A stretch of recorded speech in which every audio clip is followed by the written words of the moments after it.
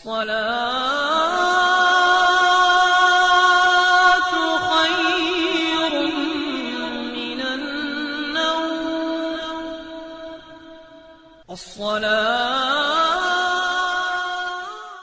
اعوذ باللہ من الشیطان الرجیم بسم اللہ الرحمن الرحیم السلام علیکم ورحمۃ اللہ وبرکاتہ۔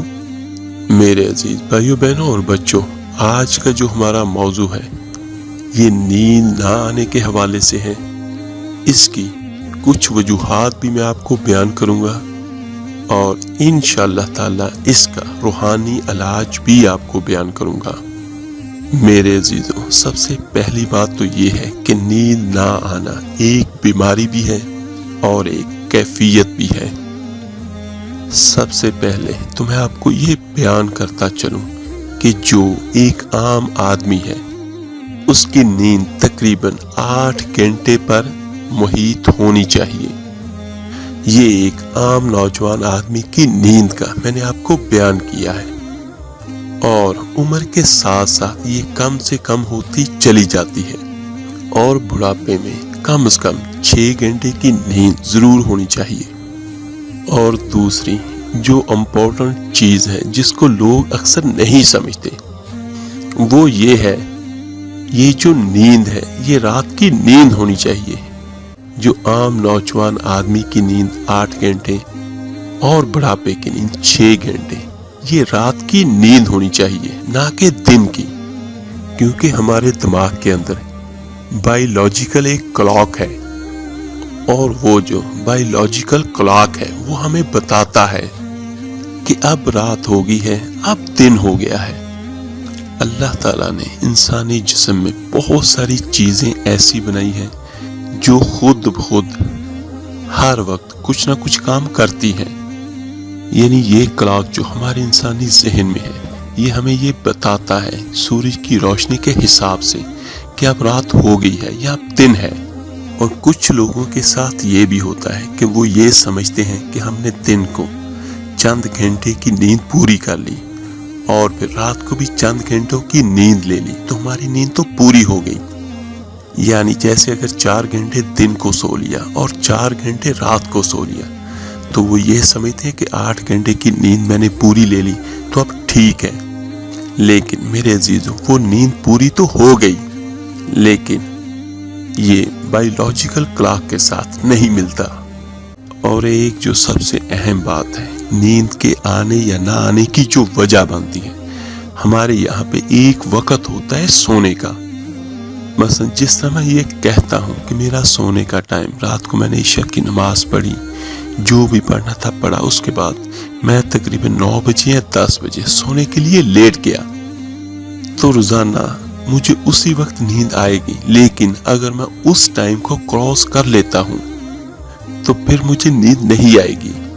بعض اوقات ایسے بھی ہوتا ہے، اور یہ بھی ہوتا ہے کہ جو کوئی باہر کے کسی ملک سے آتا ہے، جس طرح بہت سارے ہمارے عزیز و اقارب ہیں وہ عرب امارات میں ہیں یا کسی اور ملک میں ہیں، تو جب وہ واپس یہاں پہ آتے ہیں تو آپ نے دیکھا ہوگا کہ ان کی نیند بھی ڈسٹرب ہوتی ہے۔ اصل میں وہ اپنے ماحول کے حساب سے سونے کے عادی ہوتے ہیں، تو جب وہ یہاں پر آتے ہیں تو ان کی نیند کا ٹائم مختلف ہوتا ہے۔ اور دوسرا یہ کہ رات کو کوشش کریں رات کا کھانا کھانے کے بعد کبھی بھی فوراً لیٹنے کے لیے لیٹ نہ جائیں۔ رات کے کھانے کے بعد چاہے تھوڑی سی ہی چہل قدمی کیوں نہ کی جائے تو یہ لازمی کیا کریں۔ کھانے کے فوراً بعد لیٹنے سے بھی نیند بہت زیادہ ڈسٹرب ہوتی ہے، اور پھر آج کل تو یہ عموماً ذہنوں میں سٹریس ہوتی ہے، پریشانی ہوتی ہے، اس کی وجہ سے بھی نیند نہیں آتی، کیونکہ بعض اوقات انسان سونے کی کوشش کرتا ہے لیکن اس کے دماغ میں کوئی نہ کوئی خیالات چلتے رہتے ہیں۔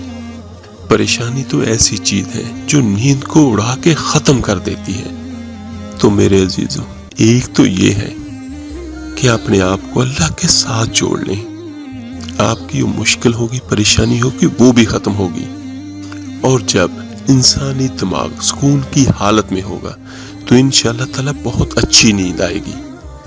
چند وجوہات بھی میں نے آپ کو بیان کی ہیں، ان پر بھی عمل کیجیے۔ اور اس کے علاوہ رات کو سونے سے پہلے اپنی ناف میں تیل لگائے، میں کوئی سا بھی تیل ہو جائے، سرسوں کا ہو جائے، بادام کا ہو جائے، یہ زیادہ بہتر ہے۔ اگر زیتون کا تیل مل جائے تو اس کی ایک وجہ تو یہ ہے کہ ناف میں تیل کیوں ڈالیں؟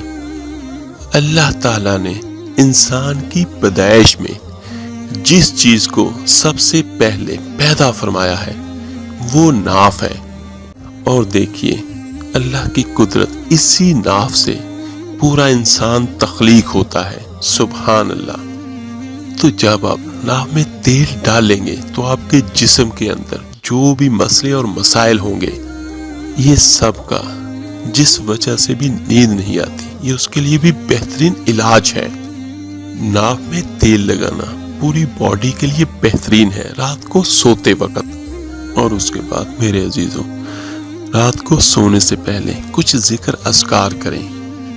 حضرت سیدنا ربیعہ بن کعب رضی اللہ تعالیٰ عنہ بیان کرتے ہیں، میں دن کے وقت آقا کریم صلی اللہ علیہ وآلہ وسلم کی خدمت کیا کرتا، اور جب رات ہو جاتی تو میں آپ صلی اللہ علیہ وآلہ وسلم کے دروازے پر رات گزارتا اور آپ کو ذکر کرتے ہوئے سنتا۔ آپ صلی اللہ علیہ وآلہ وسلم سبحان اللہ سبحان اللہ سبحان اللہ سبحان ربی پڑھتے رہتے، یہاں تک کہ میں اٹھتا جاتا اور مجھ پر نیند کا غلبہ آ جاتا اور میں سو جاتا۔ اور اس کا جو سب سے بہترین حل ہے نیند نہ آنے کا، وہ یہی ہے کہ تسبیحات کریں۔ اور میرے عزیزوں، رات کو سونے سے پہلے آپ نے آخری تینوں کل یعنی سورہ اخلاص، سورہ فلق اور سورہ ناس کو آپ نے 3 بار یا 7 بار یا 11 بار آپ نے پڑھنا ہے۔ اول آخر 3 بار درود ابراہیمی نماز والا لازمی پڑھیے گا۔ اس کے بعد آپ نے سورہ اخلاص کو پڑھ لیں 7 بار، سورہ فلق کو پڑھ لیں 7 بار اور سورہ ناس کو پڑھ لیں 7 بار۔ یہ جس طرح میں آپ کو بیان کر چکا ہوں، 3 بار، 7 بار یا 11 بار، تو ان کو پڑھیں اور پڑھ کر اپنے ہاتھوں پہ پھونکے ماریں اور اپنے ہاتھ کو اپنے سر سے لے کر پاؤں تک ہر جگہ پر پھیریں۔ تو اس کا فائدہ کیا ہوگا کہ اللہ تعالیٰ آپ کو بہترین نیند عطا کرے گا۔ نیند نہ آنے کی جو عمومی طور پر ہم سبھی میں ایک کامن ہے، وہ یہ ہے کہ سٹریس کی وجہ سے نیند نہیں آتی یا کسی پریشانی کی وجہ سے۔ اس میں جو سورہ فلق ہے اور سورہ ناس ہے، یہ سب سے بہترین ہے کہ آپ اللہ تعالیٰ کی پناہ میں چلے جاتے ہیں۔ تو جو بندہ اللہ کی پناہ میں چلا گیا تو انشاءاللہ تعالیٰ پھر اس کو پرسکون نیند آئے گی۔ سورہ فلق کا ترجمہ کیا ہے؟